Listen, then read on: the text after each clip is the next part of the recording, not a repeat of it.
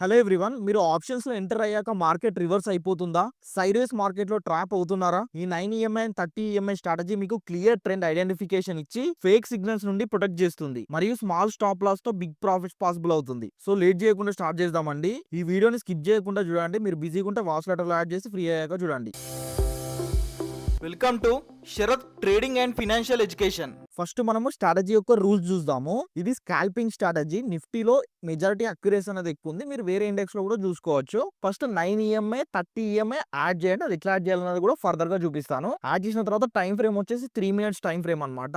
Long trade rules, bullish trend rules వచ్చేసి rule 1 వచ్చేసి 9 EMI must cross the 30 EMI from bottom to top అని, కింది నుండి మీదికి క్లోజ్ అనేది అవ్వాలి. ఒకవేళ క్లోజ్ అయిన తర్వాత మనము ఒక బుల్లిష్ క్యాండిల్ వస్తే ఎంట్రీ అనేది ప్లాన్ చేస్తాము. కానీ ఆ బుల్లిష్ క్యాండిల్ క్లోజింగ్ కి ఈ 9 ఎంఐ 30 ఎంఐ క్రాసింగ్ ఉంటుంది కానీ దానికి ఎక్కువ డిస్టెన్స్ అనేది ఉంది అనుకోని ట్రేడ్ అనేది అవాయిడ్ చేద్దాము. ఒకవేళ డిస్టెన్స్ అనేది తక్కువ ఉంది అనుకోని ఎంట్రీస్ అనేది తీసుకుందామండి. ఆ క్యాండిల్ యొక్క లో వచ్చేసి stop loss 1:2 risk reward ratio ప్రకారం టార్గెట్స్ అనేది ప్లాన్ చేస్తాము. షార్ట్ పొజిషన్ కి same as it is. Rule 1 వచ్చేసి 9 ఈఎంఐ 30 ఈఎంఐ కి మీది నుండి కిందికి క్రాస్ ఓవర్ అనేది ఇవ్వాలి. ఆ క్రాస్ ఓవర్ ఇచ్చిన తర్వాత రెడ్ క్యాండిల్ అనేది ఫామ్ అవ్వాలి. రెడ్ క్యాండిల్ క్లోజింగ్ బేసిస్ లో కింద ఉంటుంది రెడ్ క్యాండిల్ క్లోజింగ్. ఆ క్లోజింగ్ నుండి ఈ క్రాస్ ఓవర్ అయిన పాయింట్ ఎక్కువ డిస్టెన్స్ ఉంది అనుకోండి ఎంట్రీ అనేది అవాయిడ్ చేస్తాం. తక్కువ డిస్టెన్స్ ఉంటే ఎంట్రీ ప్లాన్ చేస్తాము. ఆ రెడ్ క్యాండిల్ యొక్క హై అనేది stop loss 1:2 risk reward ratio ప్రకారం ట్రేడ్స్ అనేవి ప్లాన్ చేసుకుంటాం. ఒకసారి నేను ఇది చార్ట్ లో ఎట్లా యాడ్ చేయాలని చూపిస్తాను. ఈఎంఐ ఎక్స్పోనెన్షియల్ మూవింగ్ యావరేజ్ అని టైప్ చేయండి. డబుల్ టైమ్స్ 2 టైమ్స్ కావాలి కాబట్టి 2 టైమ్స్ టైప్ చేయండి. టైప్ చేశాక 9 ఈఎంఐ ఉంది కదండి, 9 ఈఎంఐ ని ఒక బ్లూ కలర్ లో పెట్టుకొని టిక్ చేస్తున్నాను. సెకండ్ మళ్ళీ సెట్టింగ్స్ ఓపెన్ చేసి ఇన్పుట్స్ లోకి వెళ్ళి 30 ఈఎంఐ అని పెట్టండి. 30 మనకి ఇదే మ్యాండేటరీ కాబట్టి దీన్ని కొంచెం బ్లాక్ లో పెట్టి ఇట్లా చేసిన తర్వాత ఈ టైం ఫ్రేమ్స్ ఏదైతే ఉందో నేను ఇక్కడ 3 మినిట్స్ పెట్టుకొని స్టార్ మార్క్ పెడుతున్నాను. 5 మినిట్స్ ఎవరిదైనా అంతుంటే 3 మినిట్స్ కి కన్వర్ట్ చేసుకోండి. ఇది ఎందుకంటే స్కాల్పింగ్ స్ట్రాటజీ కాబట్టి scalping strategy majority of peoples 1 minute time frame లో తీసుకుంటారు. 1 మినిట్ లో టైం ఫ్రేమ్ లో తీసుకుంటే ఏమైందంటే ఫేక్ బ్రేక్అవుట్స్ అనేవి ఎక్కువ వస్తాయి, ఎంట్రీస్ ఎక్కువ వస్తాయి. అవసరం లేదు. ఈ స్ట్రాటజీ మనం డైలీ ఓన్లీ 1 ట్రేడ్ మాత్రమే చేస్తాము. ఈ 9 ఈఎంఐ 30 ఈఎంఐ స్ట్రాటజీ వల్ల బెనిఫిట్ ఏంటంటే అండి, ఒక ట్రెండ్ అనేది చూపిస్తుంది. సైడ్ వేస్ లో మీకు ఇది పెద్ద వర్కౌట్ అనేది కాదు.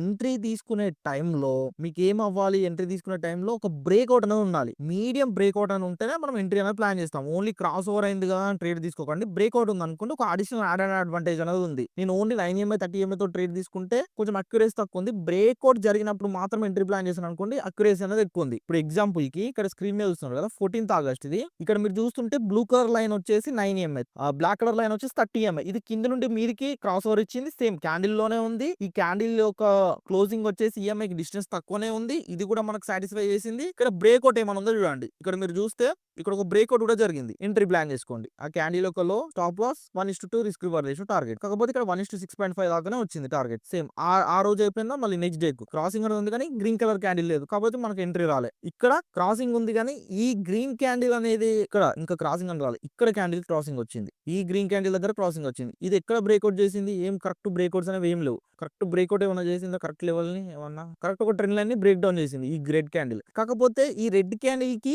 ఈ మీద ఉంది కదండి, మాక్సిమం మనం ఎంట్రీస్ ఎప్పుడు ప్లాన్ చేయాలంటే ఈ క్రాస్ ఓవర్ వచ్చేసి ఆ క్యాండిల్ లో ఉంది అనుకోండి, మనకు డిస్టెన్స్ అనేది తక్కువ ఉంటుంది. క్యాండిల్ కొంచెం మీద ఉంది కాబట్టి కొంచెం డిస్టెన్స్ ఎక్కువ ఉంది కాబట్టి ఎంట్రీ అనేది అవాయిడ్ చేస్తున్నాం. ఇక్కడ చూస్తే ఈ రెడ్ గ్రీన్ క్యాండిల్ ఉంది, క్రాస్ ఓవర్ కింది నుండి blue colour line 9 EMI 30 EMI ని డౌన్ నుండి అప్ సైడ్ కి క్రాస్ ఓవర్ చేసింది. రూల్ అనేది సాటిస్ఫై అయింది. Second rule green colour candle రావాలి, వచ్చింది.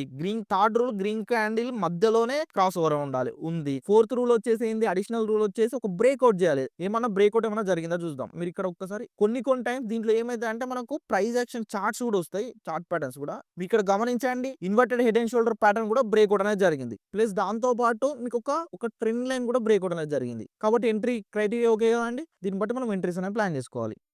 ఆ క్యాండిల్ యొక్క low will be stop loss, 1:2 will be target.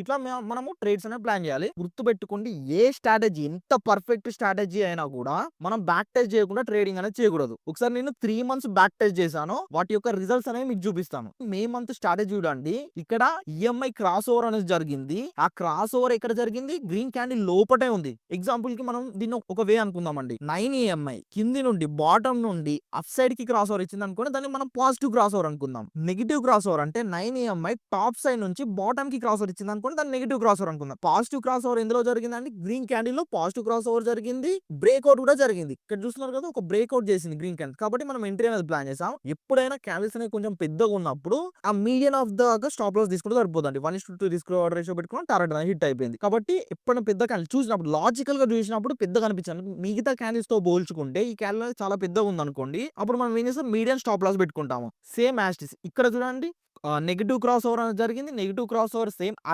Red candle లోనే జరిగింది. అది ఆ క్యాండిల్ యొక్క క్లోజింగ్ వచ్చేసి బ్రేక్ డౌన్ చేసింది. దేన్ని బ్రేక్ డౌన్ చేసింది? హెడ్ అండ్ షోల్డర్ ని బ్రేక్ డౌన్ చేసింది. అదొక సపోర్ట్ కూడా బ్రేక్ డౌన్ చేసినట్టే. 1:2 risk reward ratio target hit. ఇది చూడండి, ఒక ట్రెండ్ లైన్ ని బ్రేక్అవుట్ చేసింది. పాజిటివ్ క్రాస్ ఓవర్ క్యాండిల్ లోనే ఉంది, గ్రీన్ క్యాండిల్ లోనే ఉంది. ఇది చూడండి టార్గెట్ హిట్. ఇది స్టాప్ లాస్ హిట్ అయిందండి. గుర్తుపెట్టుకోండి, ఏ ట్రేడ్ అయినా కూడా 100% టార్గెట్స్ అనేవి ఇవ్వవు.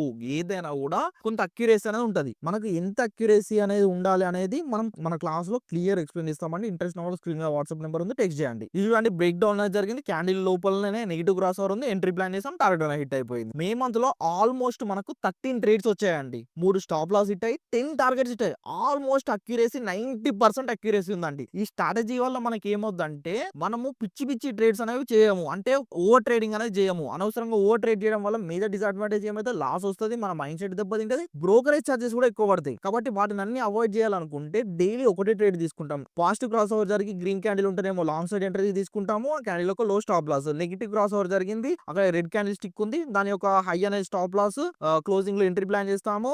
1:2 రిస్క్ రివార్డ్ రేషియో టార్గెట్ అండి. ఇట్లా ఈజీ స్ట్రాటజీ కాబట్టి ఎవరైనా చేయగలుగుతారు. 3 మినిట్స్ టైం ఫ్రేమ్ పెట్టుకొని నిఫ్టీలో చేయండి. ఓన్లీ ట్రేడ్ వస్తేనే చేయండి. ట్రేడ్ రాకపోతే ఫోమ్ అవుతూ ట్రేడ్ వస్తుంది అనుకుని అయితే ట్రేడ్ చేయకండి. ఇది జూన్ మంత్ స్ట్రాటజీ అనమాట. ఇక్కడ చూస్తున్నారు కదా, పాజిటివ్ క్రాస్ ఓవర్ ఎందులో జరిగింది? ఆ క్యాండిల్ లోనే జరిగింది. ఎంట్రీ తీసుకున్నాం, కానీ ఇది స్టాప్ లాస్ హిట్ అయిపోయింది. ప్లస్ ఇక్కడ మీరు stop loss, majority of peoples ఇట్లాంటి టైంలో స్టాప్ లాస్ తీసుకుంటారు. మనం స్టాప్ లాస్ తీసుకోకుండా బ్రేక్ ఈవెన్ ఎగ్జిట్ అవుతాం. 50% టార్గెట్ తీసుకుంటాము. దీనికి stop loss types of stop losses ఉంటాయండి. అవి మన క్లాస్ లో క్లియర్ ఎక్స్ప్లెయిన్ చేస్తాము. ఇది టార్గెట్ హిట్ అయిందండి. ఇది టార్గెట్ హిట్. ఇది కన్సల్టేషన్ బ్రేక్అవుట్ అనేది జరిగింది. Consultation breakout, positive cross over, green candle closing, 1:2 risk reward ratio target hit. Almost మనకు జూన్ మంత్ లో ఎన్ని ట్రేడ్స్ వచ్చాయి? 9 ట్రేడ్స్ వచ్చాయి. 9 ట్రేడ్స్ వచ్చినాయి, 2 స్టాప్ లాస్ హిట్ అయినాయి, 7 టార్గెట్స్ హిట్ అయినాయి. ఆల్మోస్ట్ 85% అక్యురసీ ఉంది స్ట్రాటజీ జూన్ మంత్ లో. జూలై మంత్ లో చూడండి, పాజిటివ్ క్రాస్ ఓవర్ జరిగింది, గ్రీన్ క్యాండిల్ క్లోజింగ్ ఉంది, స్టాప్ లాస్ హిట్ అయింది. నెగెటివ్ క్రాస్ ఓవర్ జరిగింది, రెడ్ క్యాండిల్ లో నెగెటివ్ క్రాస్ ఓవర్ జరిగింది, బ్రేక్ డౌన్ జరిగింది, support break down, 1:2 risk reward ratio target hit. ఇట్లా